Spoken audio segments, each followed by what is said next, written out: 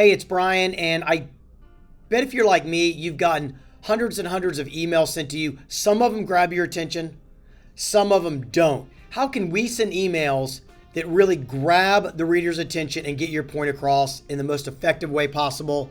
I think I got some answers for you. So let's get into it. In our shop, we use a lot of different vehicles to communicate with the outside world. Emails, text messages, live phone calls, door knocks, smoke signals, everything we can think of to try to connect with other people. We're a communication shop, so that's what we do.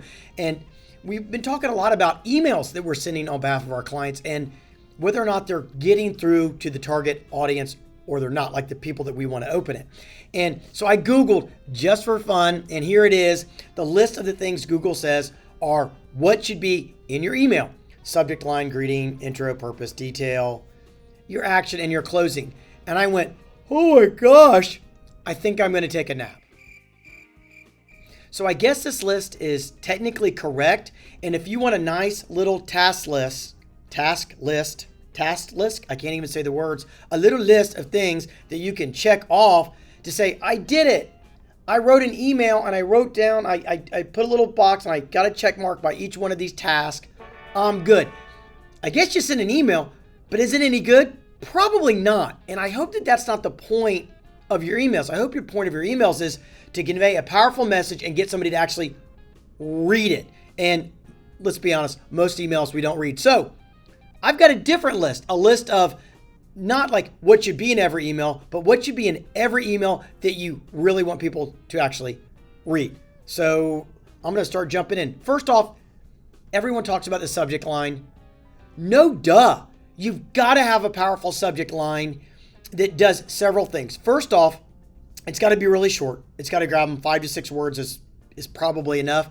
But if it doesn't like shock them and punch them in the face a little bit, jump off the page, you just kind of wrote a quick subject line, you're going to get really weak results. We spend a lot of time talking about the subject line. So you got your email, and I'll always ask, what is it that you're trying to get the reader to do? What do you want to jump off the page? What's the main thing? What's the theme of the email?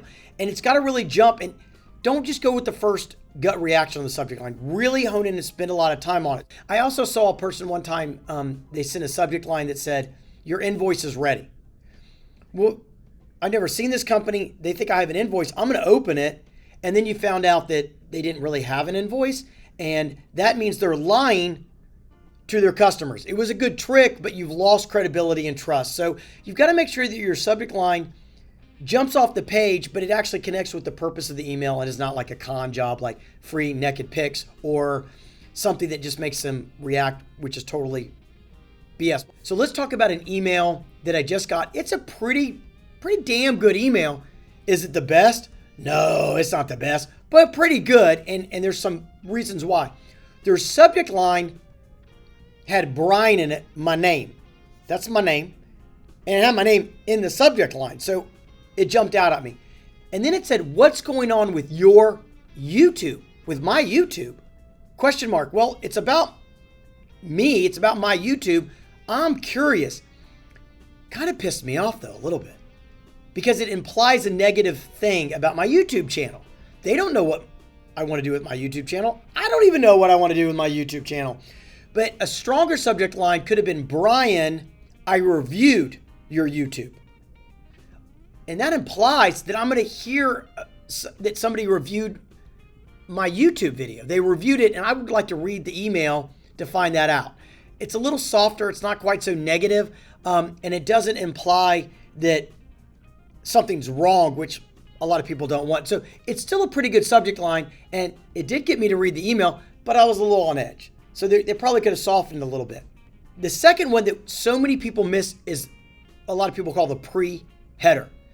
So here's a picture of the pre-header, and you'll notice that you see the subject line kind of in bold, and the pre-header are those first few sentences that, especially if you're on a mobile device, that kind of bleed into the background. Well, the pre-header is almost as important as the subject line because the subject grabs them, and the pre-header, they said, okay, I don't know who this is. I'm curious. And the pre-header goes, yeah, I want to go and open it now, or the pre-header will knock me off the plate really quickly. So I'm going to ask you to really think about those next things that end up in the pre-header, because that's, you kind of think about it like a little sales pipeline, right? Subject line got their attention, the pre-header confirmed that they are interested, and then they open it, and now you get to, well, let's think about the next thing, which is the why, the body of the email. A lot of people spend a ton of time on this. It's important. You've got to get your message across, but it's not, they're never going to see that if your subject line and your pre-header are garbage. So go ahead and write a good body, be awesome about it. Let's get on to number 4, what's going to kind of keep them engaged. And that's the imagery of the email. And what we mean are colors, font choices, button sizes, pictures. People like to see pictures of faces, especially familiar faces. So let's call this new marketing you, what they put in this email is a subject line they got me. And they screenshotted out snapshots of my YouTube channel. There are pictures that I'm familiar with, either are thumbnails or pictures of me. I know what I look like. So it makes me read it. I don't necessarily want to see pictures of me, but their intent was to get me to read the email, and it worked. So pretty good job with imagery. There's so much data out there on color choices and fonts that create trust. Red conveys one emotion, blue conveys another emotion. I'll let you research that on your own, but don't just phone it in. Spend some time on the imagery of these emails. It'll keep people reading longer, the body of the email, especially with their faces before and after the beginning and the end. The next one are links. A lot of people forget to put links in. The link should be primarily about them. A lot of times we like to put links in about us. Donate Now is about us. But a link that says how you could fight childhood poverty, which happens to be a Donate Now button, is about them and what they can do to fight childhood poverty, as an example. So are the links connecting with something that they want, or is it just about you? Try to make the links about them. So subject line, pre-header, your body, your why, your imagery, don't phone that in, spend a little time on it. Powerful links that are about them. And certainly you can have some links about the Donate Now. Don't get crazy. There's no magic number in how many links, but enough that really provide value.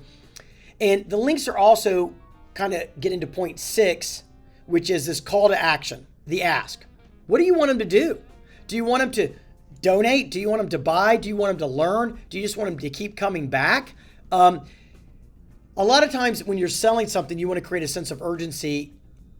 You may or may not need to do that. It's not always a primary tool that you have to use with every e-blast. Sometimes too much of a sense of urgency can overwhelm the listener, and they'll start to think you're nutso. So be a little careful with the sense of urgency, getting a little too crazy on that. And the 7th is unsubscribe. Do you have an unsubscribe button? We want to talk to people that we want to hear our message and that also want to hear our message.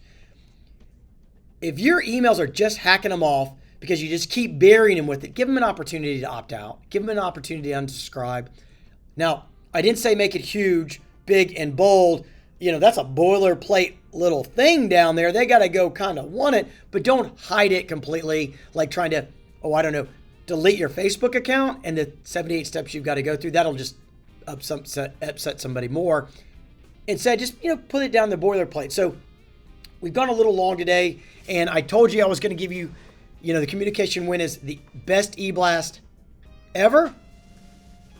I'm sorry, it doesn't exist, right?